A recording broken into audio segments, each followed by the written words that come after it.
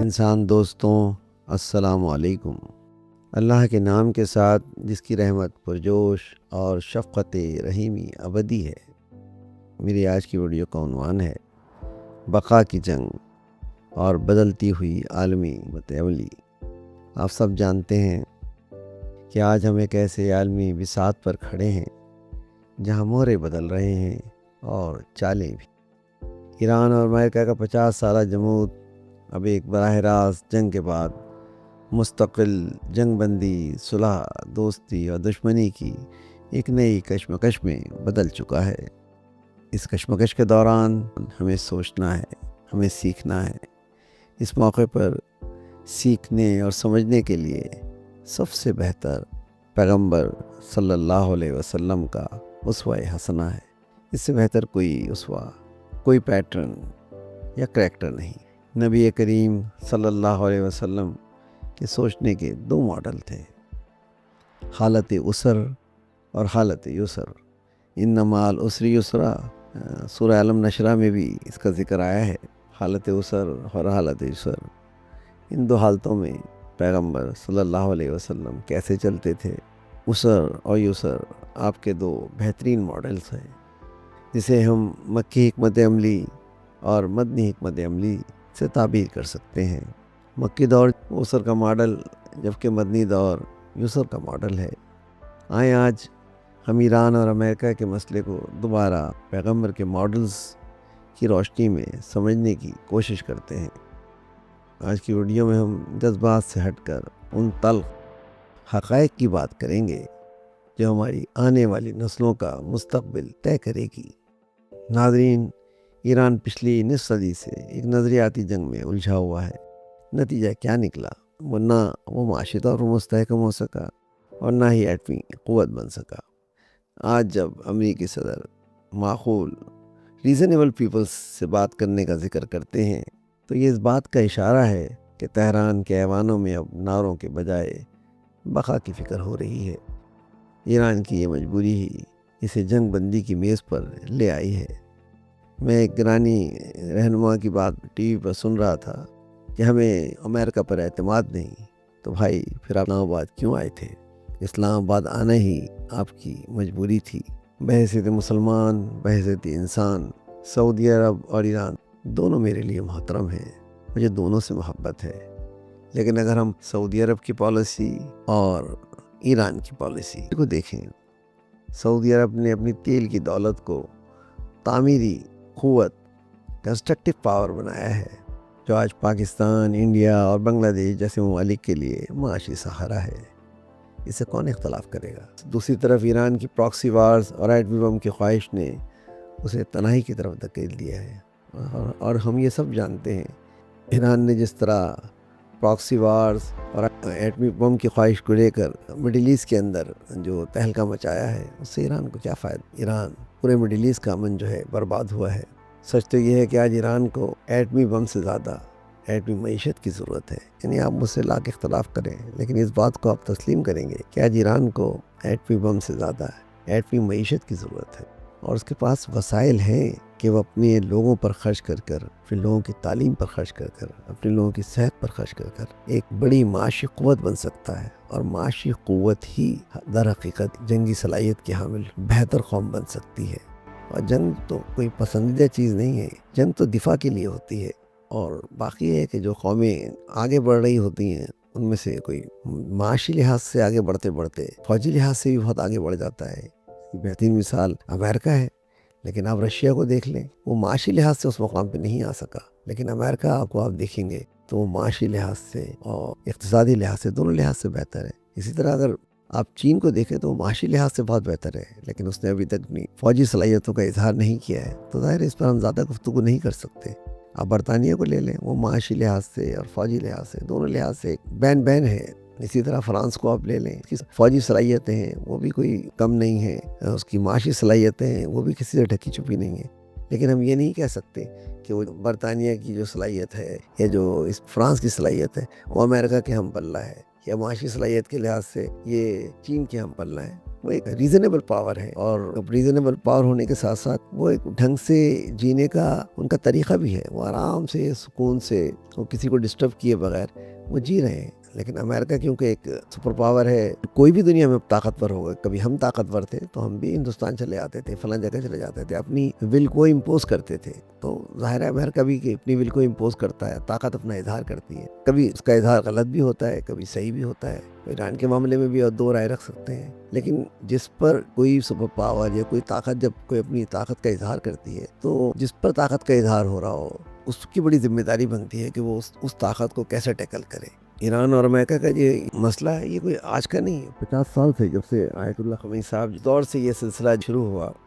American جو president کہہ رہے ہیں کہ مجھے وہی معقول لوگوں کی تلاش ہے، تو در حقیقت وہ یہی چاہتے ہیں، امریکہ یہی چاہتا ہے کہ جس طریقے سے مڈل ایسٹ کے اندر دوسرے ممالک ہیں وہ امریکہ کے ساتھ تعاون کر کے اپنی معاشی صلاحیتوں دوسری صلاحیتوں کو آگے بڑھا رہے ہیں، تو ایران کے لیے بھی یہ موقع ہے کہ وہ یہ کرے۔ اب ظاہر ہے کہ اگر وہ ایران یہ نہیں کرے گا تو امریکہ ظاہر ہے کہ ایک سپر پاور ہے، اپنا ڈکٹیشن تو دے گا۔ ایران جو ہے اقوام متحدہ میں جاتا ہے تو وہاں 5 کو ویٹو پاور ہے۔ اب دیکھیے ایران اگر یہ چاہے کہ نہیں جی ویٹو پاور جو ہے سب کو حاصل ہو، جو سب کو برابری کی پاور حاصل ہو، دنیا میں ایسا نہیں ہوتا۔ دنیا میں کوئی طاقتور ہوتا ہے، کوئی کمزور ہوتا ہے، کمزور ہوتے ہوئے بھی بہت سارے مواقع ہوتے ہیں کہ وہ اپنی زندگی کو ڈھنگ سے گزار سکے۔ کوئی بہت سے طاقتور طاقت رکھتے ہوئے بھی بسا اوقات اچھے طریقے سے نہیں جی پاتے، غلطیاں کر جاتے ہیں اور اس کا نقصان اٹھاتے ہیں۔ امریکہ غلطیاں کر رہا ہے تو امریکہ نقصان اٹھائے گا، یہ تو بات کی بات۔ اس وقت جو ایران کو نقصان ہو رہا ہے، اس کی عوام کو نقصان ہو رہا ہے، وہ ایک تکلیف دہ چیز ہے۔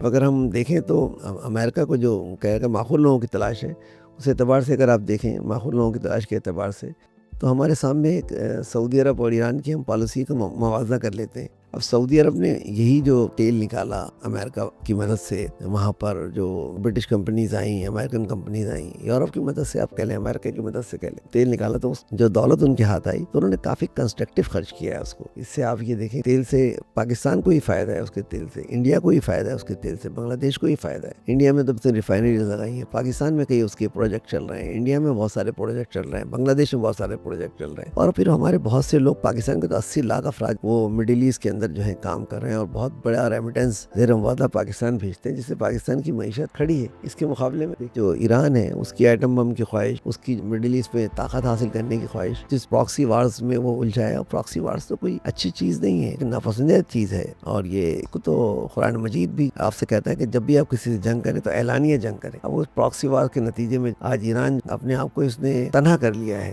اور ایران کو آج ایٹم بم کی نہیں، ایٹمی معیشت کی ضرورت ہے، اور اس کے وسائل ایسے ہیں کہ وہ اپنے ان وسائل کو اگر صحیح معنوں میں بروئے کار لائے تو وہ اپنی نسلوں پر خرچ کر کے انہیں ایک معاشی طاقت بنا سکتا ہے۔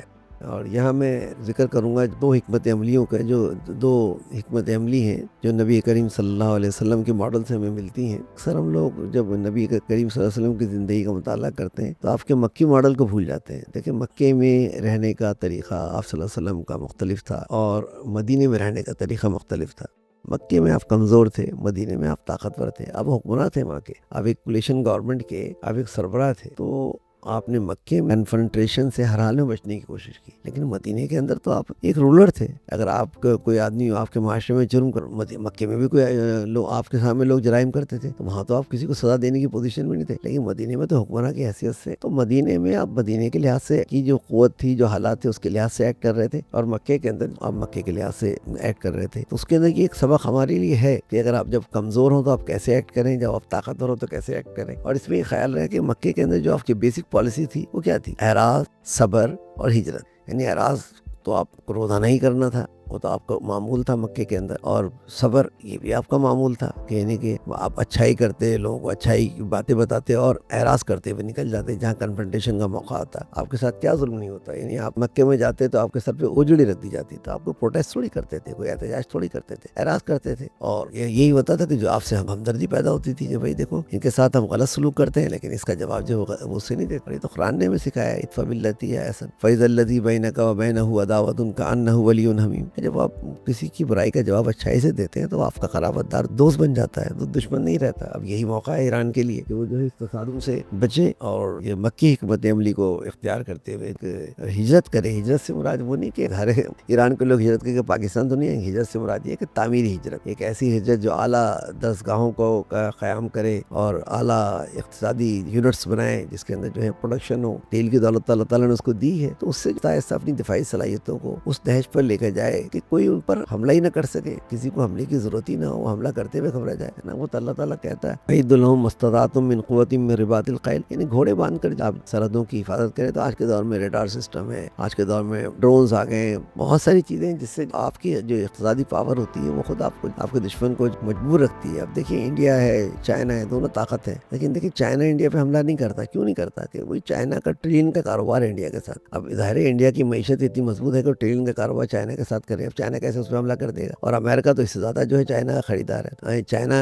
امریکہ سے کیسے بگاڑ پیدا کر لے گا؟ اور ہم یہ سمجھتے ہیں بھائی اس کو لڑا دو، اس کو لڑا دو۔ ارے بھائی اس تھنکنگ سے نکلیں، یہ تھنکنگ بہت غلط تھنکنگ ہے۔ آپ اپنے آپ کو مضبوط کریں، معاشی لحاظ سے مضبوط کریں، علمی لحاظ سے مضبوط کریں۔ تو اب دیکھیے پاکستان کو یہاں ایک سنہری موقع ملا تھا کہ ظاہر ہے پاکستان کے امریکہ سے تعلق ہیں، پاکستان کے سعودی عرب مڈل ایسٹ سے تعلقات ہیں، ایران سے بھی تعلقات خراب تعلقات ہیں، افغانستان سے تعلقات خراب ہیں۔ لیکن دیکھیں ایک پاکستانی اس ریجن میں ایسا ملک تھا جس کو امریکہ نے استعمال کیا کہ بھائی آپ جو ہے ایران سے بات کریں، اور پاکستان کے ہی کہنے پر ڈونلڈ ٹرمپ نے جنگ بندی کی 15 دن کی۔ اب اس کے دوران معاہدے ہونے، اب اس معاہدے کے موقع پر آپ دیکھیے اس جنگ کے 3 فریق ہیں، ایران، اسرائیل اور امریکہ۔ یہ تو تینوں براہ راست فریق ہیں۔ ٹھیک ہے ایران نے سعودی عرب پہ دوسرے مڈل ایسٹ وغیرہ پہ حملہ کیا، لیکن انہوں نے ریٹیلیٹ نہیں کیا، انہوں نے اس کا جواب نہیں دیا۔ اب یہ تینوں ملکوں کو بیسیکلی اس معاہدے میں ہونا چاہیے، لیکن پاکستان نے غلطی کی، انہوں نے دشمن کو دوست بنانے کی فلسفی نہیں ہے۔ یہ موقع تھا کہ اسرائیل کو بھی آپ انوائٹ کرتے، اسرائیل کو انوائٹ کرتے تو فلسطین کے اندر اور جو غزہ کے اندر جو پرابلم ہے، جو لبنان میں اس وقت پرابلم آ رہی ہے، سارے پرابلم ریزالو ہو سکتے تھے۔ اسرائیل کو آپ نے چھوڑ دیا۔ اب آپ کہیں کہ نہیں اسرائیل جو ہے جنگ بندی میں شریک نہیں ہو رہا، ارے تو بھائی آپ نے اسرائیل کو تو انوائٹ ہی نہیں کیا۔ آپ نے اسرائیل کو جنگ بندی کے بعد جو معاہدہ ہونا ہے اس میں تو انوائٹ ہی نہیں کیا، آپ نے خود اسے آئسولیٹ کر دیا، اسے خود موقع دے دیا آپ نے، اور یوں بھی آپ کو بٹھانا تھا۔ اور یہ تو پاپ پال نے بھی کہا کہ مجھے انجیل کا حوالہ دے کے پاپ فرانسس، جن کی آج کل مسٹر ٹرمپ سے بھی کوئی اچھی بات چیت نہیں ہے، کی بات کا بھی جناب ٹرمپ جو ہے برا منا رہے ہیں، وہ ہر ایک کی بات بڑے جلدی برا مان جاتے ہیں۔ انجیل کے حوالے سے پاپ فرانسس نے کہا مبارک ہیں وہ جو امن قائم کرنے والے ہیں۔ اب دیکھیے قرآن مجید بھی یہ کہتا ہے بھائی دشمن کو دوست بناؤ۔ تو آج کل امریکہ اور ایران کے درمیان ہونے والے معاہدے میں پاکستان کا ایک بڑا رول بن سکتا تھا، لیکن ہمیں حقیقت پسند ہونا پڑے گا۔ حقیقت پسند ہونا چاہیے کہ جب امن کا ڈرافٹ واشنگٹن سے آئے یا امن کا ڈرافٹ واشنگٹن کا پسندیدہ ہو، پاکستان کا رول صرف وہ دکھلاوے کا رہ جاتا ہے، ضرورت کا رہ جاتا ہے۔ اور اسرائیل کی دم شمولیت، جیسے میں نے آپ کو کہا کہ وہ ایک بہت بڑی غلطی تھی۔ ہم اگر جرات کر کے اس معاہدے میں اسرائیل کو شامل کرتے، پورا مشرق وسطیٰ امن کا گہوارہ بن سکتا تھا۔ ہمیں تو اس پوری کوشش کے دوران فکر رہتی ہے کہ ہم اپنا گھر کیسے چلائیں۔ پاکستان کا کردار چارہ بڑی مجبوری میں ہے، وہ یہ ایسی جرات کیسے پیدا کر سکتا ہے؟ سوچتا ہے کہیں میں کچھ کہوں تو کہیں IMF ناراض نہ ہو جائے، کہیں سعودی عرب نہ غصہ کر جائے۔ جب تک پاکستان معاشی طور پر